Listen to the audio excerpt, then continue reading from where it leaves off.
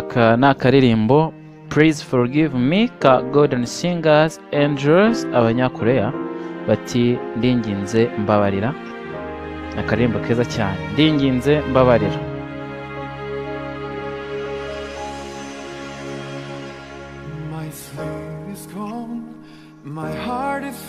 Inzozi zanjye zaragiye, umutima wanjye wuzuwe n'agahinda.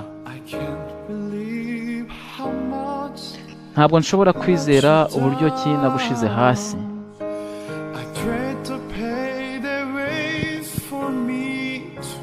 Mbabazwa cyane n'uburibwe buntegereje ejo hazaza, ubwo izuba rizaba rikomeretsa inzozi zanjye zikibagirana.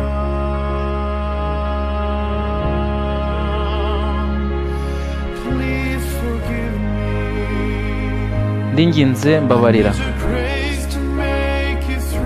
Nkeneye ubuntu bwawe kugira ngo mbashe kubicamo. Ibyo mfite byose ni wowe Mwami, nkeneye ubuntu bwawe. Mwami, nzagukorera kugeza ku munsi wo gupfa kwanjye. Mwami, fasha n'abandi babona inzira yo kugera ku buntu bwawe. Ndinginze mbabarira.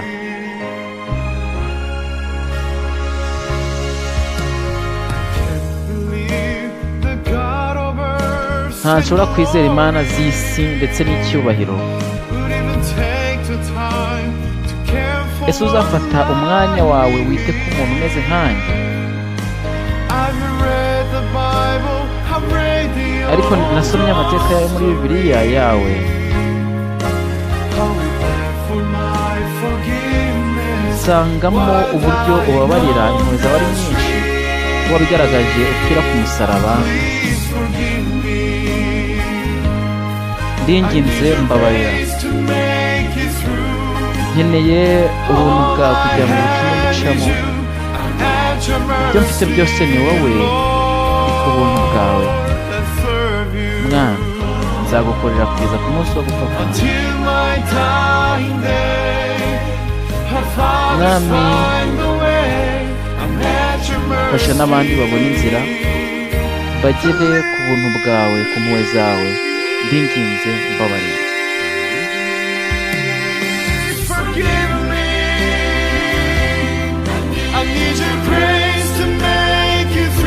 Nkeneye ubuntu bwawe kugira ngo butume mbicamo.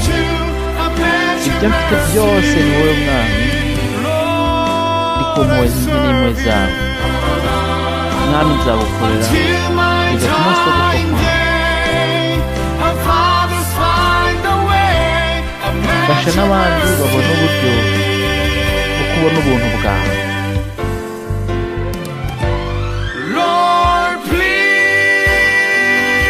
Mwami, mbabarira.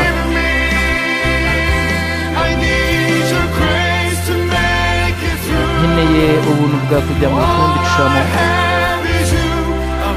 Ibyo mfite byose ni wowe. Nkeneye ubuntu bwawe. Mwami, nzagukorera kugeza ku munsi wo gupfa kwanjye.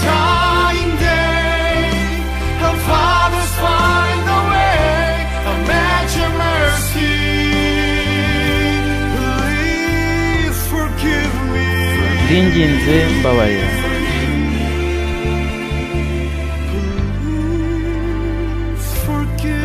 Ndinginze mbabarira.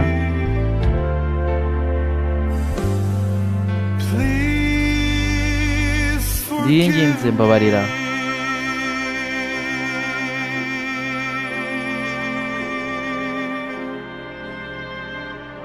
Lord, please forgive me. Mwami, ndakwinginze mbabarira.